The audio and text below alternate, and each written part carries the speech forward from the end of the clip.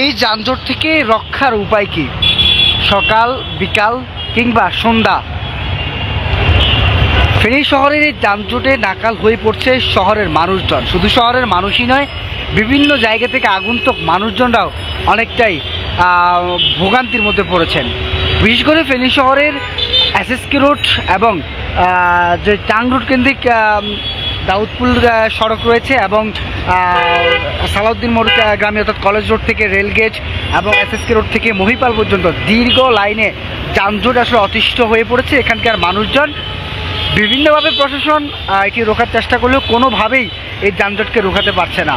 জেলা আইনশৃঙ্খলা কমিটির মিটিং, নবাগত জেলা প্রশাসকের মিটিং কিংবা পুলিশ সুপারের পরিদর্শন, কোনো কিছুতেই যে তীব্র যানজট সেটি থেকে ফেনী শহরের মানুষজন রক্ষা পাচ্ছে না। আমি যদি ঠিক এই মুহূর্তে ফেনী শহরের যে প্রাণকেন্দ্রে অবস্থান করে আপনাদেরকে ফেনী শহরের কলেজ রোড এবং সালাউদ্দিন মোড় থেকে আগত যে সকল গাড়িগুলো রয়েছে সেগুলো দেখানোর চেষ্টা করি।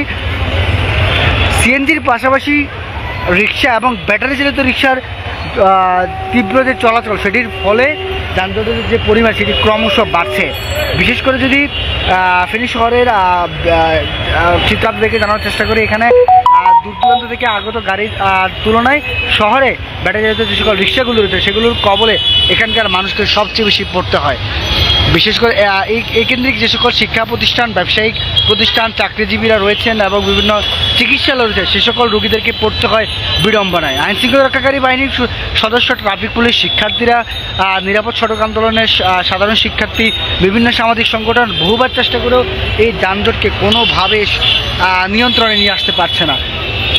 বিশেষ করে যত্রতত্র পার্কিং এবং অবৈধ সিএনজি এবং ব্যাটারি চালিত রিক্সার ফলে এখানকার যে সকল স্থানগুলো রয়েছে, বিশেষ করে এসএসকে রোড এবং কলেজ রোড হয়ে রেলগেট, সেখানে যত্রতত্র যানজটের সৃষ্টি হচ্ছে।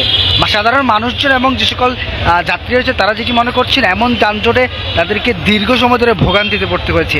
আরও একটি জরুরি যদি আমরা আপনাদেরকে জানিয়ে রাখি, বিশেষ করে দেখা গেছে যারা আইনশৃঙ্খলা রক্ষাকারী বাহিনীর দায়িত্বে রয়েছে, বিশেষ করে ট্রাফিক পুলিশ, তাদের অনেকটা বিড়ম্বনার মধ্য দিয়ে পড়তে হচ্ছে। অবৈধ, বিশেষ করে 5ই আগস্ট আমরা ফেনী শহরে দেখেছি অবৈধ ব্যাটারি চালিত গাড়ি এবং বিভিন্ন উপজেলা থেকে আগত গাড়িগুলো কিন্তু শহরে চলাচল করছে নির্দ্বিধায় এবং প্রশাসনও তাদেরকে আইনের আওতায় আনতে অনেকটা হিমশিম খেতে হচ্ছে। সব মিলিয়ে শহরের যানজট কাটিয়ে নতুনভাবে যেই সাধারণ মানুষের স্বস্তির চলাচল সেটি কবে চালু হবে সেটি আসলে কেউ সঠিকভাবে বলতে পারছে না। সবাই শুধু দেখে যাচ্ছে কাগজে কলমে বিভিন্ন উপায়ের কথা বললেও সেটি আসলে কোনোভাবেই সম্ভব হচ্ছে না। স্থানীয় এবং যারা এখানকার ব্যবসায়ী থেকে যারা চালকরা রয়েছেন তারা যেটি মনে করছেন ফুটপাতের দখল এবং ব্যাটারি চালিত এই যে রিক্সাগুলো রয়েছে সেগুলো উচ্ছেদ করলে এই যে তীব্র যানজটের ভোগান্তি সেটি থেকে এখানকার বিশেষ করে ফেনী শহরের মানুষজন কিছুটা স্বস্তি ফিরে পাবে বলে আশ্বাস জানিয়েছেন। এই ছিল আমার কাছে এখনকার মতো ফেনী শহরের যানজটের সর্বশেষ তথ্য।